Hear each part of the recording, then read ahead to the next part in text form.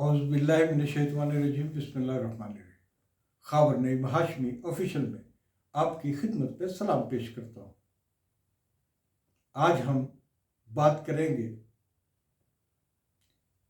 अपने दौर की पॉपुलर तरीन करैक्टर एक्ट्रेस तलत सदीकी की जिंदगी के आखिरी दिनों के हवाले से। एक पॉपुलर तरीन एक्ट्रेस वो अपनी जिंदगी के आखिरी दिन कैसे किस कस्म पुरसी में गुजारती है, ये इस वाक़े का, चूँकि मैं एक एविडेंस भी हूँ और उतना ही वाक़या सुनाऊंगा जितना कि मैंने सुना या देखा।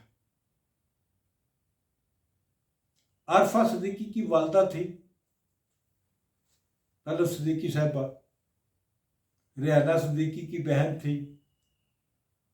रेहाना सिद्दीकी एक बार मेरे पास आई थी और उन्होंने बताया था कि उनके पास वो बेरोज़गार हैं, उनके घर में कोई मर्द नहीं है, बाजी उनके पास रहती हैं।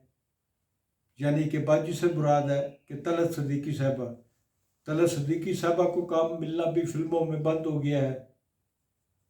एक ऐसी एक्ट्रेस, आपने फिल्म बहन भाई देखी होगी, बेशुमार फिल्में ऐसी हैं जिनमें तलत सिद्दीकी का रोल आप देखें, उनका करैक्टर आप देखें, आपको नजर आएगा, आपको ऐसे नजर आएगा कि ये कोई फिल्मी करैक्टर नहीं है, एक सचमुच का चलता फिरता किरदार आप देख रहे हैं। वो इतनी नेचुरल एक्ट्रेस थी। मैंने रेहाना सिद्दीकी के हवाले से तो कामयाब हो गया था।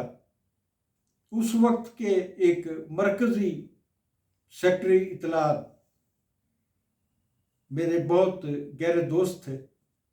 मैंने उन्हें कहा कि इस तरह रेहाना सिद्दीकी नाम की एक एक्ट्रेस है, उन्होंने काफ़ी फिल्मों में काम किया है, हीरोइन भी आई हैं, उनके घर में पकाने के लिए, रोटी पकाने के लिए भी कुछ नहीं है, बहुत परेशान हाल है, उनकी मदद करनी है।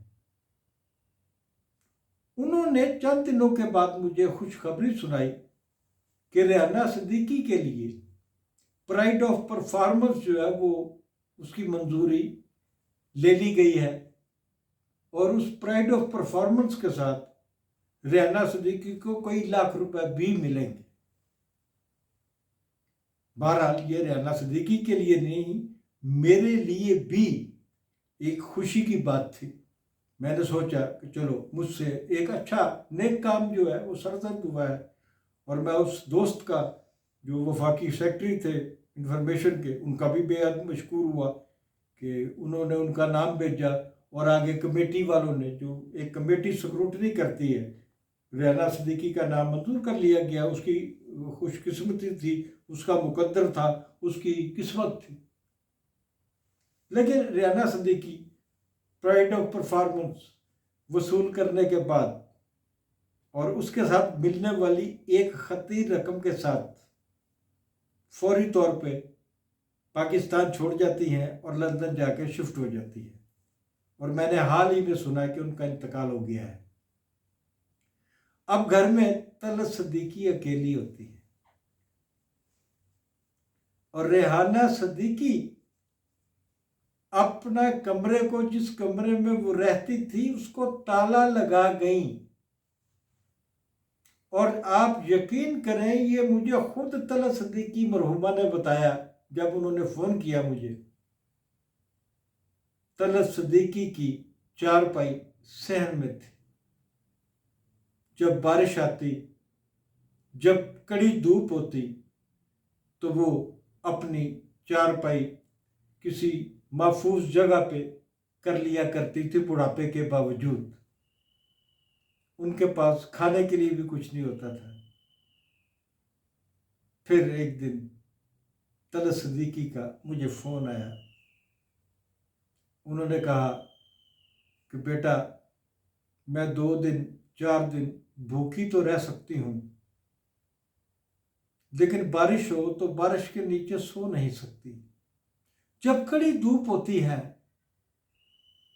जब धूप गर्मियों की धूप फैली होती है, तो मेरे पास इस घर में साए की कोई जगह नहीं होती जहां मैं चारपाई ले जाऊं।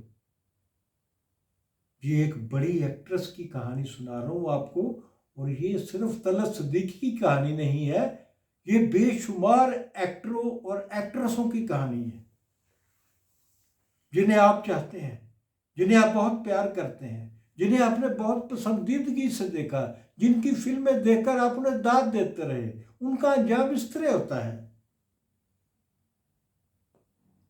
तलत सिद्दीकी ने मुझसे कहा, बेटा मुझे इस शहर में कहीं से बंदोबस्त करके एक कमरा ही बनवा दो, वो पक्का ना सही, वो कमरा कच्चा ही हो।